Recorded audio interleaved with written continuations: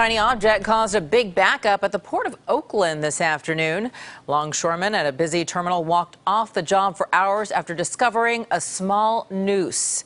They tell KPIX 5 reporter Melissa Caen it's part of a much larger problem at the port. Melissa? Yeah, Veronica, we're here at the Oakland International Container Terminal at the Port of Oakland, and there's plenty of activity here at all times, day and night. But this morning, for several hours, everything came to a standstill when about 100 longshoremen walked off the job. At issue was a noose found on the seat of one of the trucks that the workers used to move around the terminal. Derek Muhammad is the secretary-treasurer of the Longshoremen's Union, Local 10. About 60% of its members are African-American. This morning, another member of our local discovered a hangman's noose inside a truck on the terminal.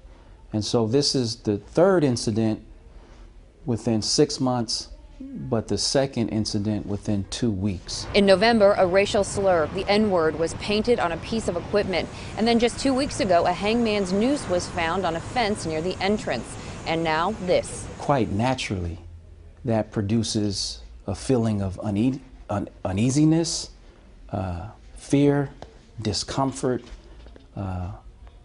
safety. And so our members asserted their right to work in a safe environment. SSA Marine is the management company that runs this port, and their spokesman says they were not aware of any prior incidents.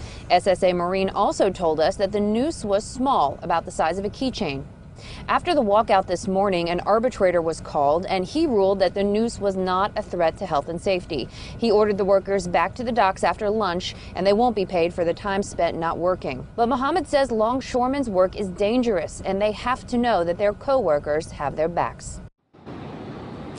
Now, Muhammad also said that the security camera that might have caught the person doing this wasn't working at the time. And we literally just learned from the union's president that SSA Marine has agreed to fix those cameras inside and also agreed to put up a reward for information leading to the identification of who is doing these things. Live at the Port of Oakland, Melissa Caen, KPIX 5.